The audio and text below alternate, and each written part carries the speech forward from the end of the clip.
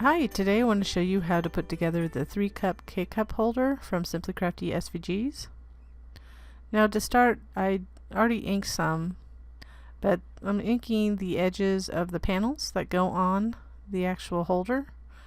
I like to ink the edges. You could do it either way. You could emboss your panels or ink them, but I'm inking the edges because it kind of frames the actual panel for me.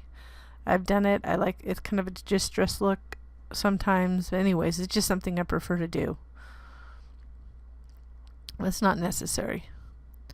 Now there are certain panels you need. These two panels are only if you do like a double one where you put them back to back and glue them together to make a 6 K-cup holder, but these are only the ones you need necessarily for the actual one, like the actual 3-cup. So if you wanted to do a double, you'd use those other optional panels. And these are the cutouts for the holes. And you can actually use those for tags. I'm going to actually use those if you wanted to for another project or tags in the future. So here, you go ahead and make sure that you fold on the scores. I actually scored with a Cricut Maker score wheel. I had recently got the Cricut Maker for the score wheel, and it does a pretty good job. Sometimes it's a little bit difficult to bend, but you kind of have to start bending at the fold slightly, and then if you need a crisper one, you could use a bone folder or something like that. I tend not to use one, but every once in a while I do. To get the crisp edges, I would recommend that. See, I didn't fold that very well, so you could just be really careful. But normally I do like a kiss cut to do my solid lines. But I do like this kind of scoring as it's very clean looking as opposed to the dash cut lines. And then this is how it'll basically be shaped. Let's make sure that's folded in. So that'll be how it kind of comes together. So this is the shape of it. But first, before we put it together, we want to add the panels. So we can add the side panels like that, and then the front panel, but we want to make sure it's situated properly. You want that long piece on the bottom in the front, so that'll fold over for a clean look. You don't have that seam. And then we can add that, center that front panel. And you could, if you were doing a single one and you wanted that on the back as well, you just have to, you could do it as without that big back piece that we're going to assemble, and you could actually duplicate that.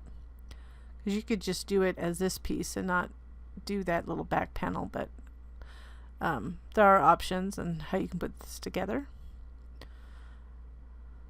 If you wanted to double this up to make it a 6 K-cup holder, you just go ahead after you make this box. In total, you'll make another one, and you would just glue them together. But you wouldn't want to put the side panels, the little side panels on first. You want to keep the side panels off and then use the long double side panels, which is a different file, these two. So you would not put the side panels on, and when you put them together, you would glue them together and then add that long panel. So it's just an option. So we're just doing a single. So once you have the panels on, we're gonna glue it together like that. So you just want to add glue to this tab, this long tab here, and then line up the opposite edge to the tab fold, making sure it's centered between the two side tabs. Then we just apply pressure against the table to secure the tab. And then we'll glue in the side tabs. So you want to keep the flap up. You don't want to put it in the inside. It'll be difficult to glue it on the inside. But add glue to both the side tabs. And then you'll line up each tab at a time. I did both here, but the best bet is to reach in. I'm showing you just because, you know, I do make mistakes.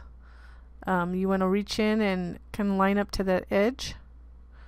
Line up that edge to the tab fold on both sides. Make sure you put enough glue so it doesn't dry in mid assembly. Then you can flip over and use either your fingers or a utensil like a, this is the takeout wooden chopstick. So they're cheap. Usually give them for free. I have a couple in my drawer. I actually have too many now, but they're a good tool. Then put the glue on that bottom tab and flip it over and just kind of rub on it first to set it in place, and then you can reach in, apply pressure either with your finger or with a blunt tool like the wooden chopstick. And then glue the other side pieces inside, again aligning those edges with the tab folds. And going from top to bottom will help as well, so you don't get like a ripple on the side. And then we'll glue that bottom tab to the bottom of the box. For some reason you don't like seeing on the bottom of the box, I guess you could cut out a rectangle the size of the bottom. I didn't think it was that necessary because it's just a little gift item and it looks decent. Sometimes I do that for other designs, but this one I didn't think it was necessary. So you could use it as is. You don't need to put the back on. It's up to you. I know I'm showing you with the back. And you could duplicate the actual pattern on the back if you want the other panel. But we're going to add this additional backing for decorative purposes. If I can speak. So be careful with your glue usage. You kind of have to know your glue so it doesn't bleed through. I had that was pretty much a thick pattern cardstock. Can't even remember where I got this one, but I've been wanting to use it. So you just go ahead and center it on that piece, and then we're just going to glue it to the back, matching so the bottom edge of that big piece matches the bottom edge of the holder.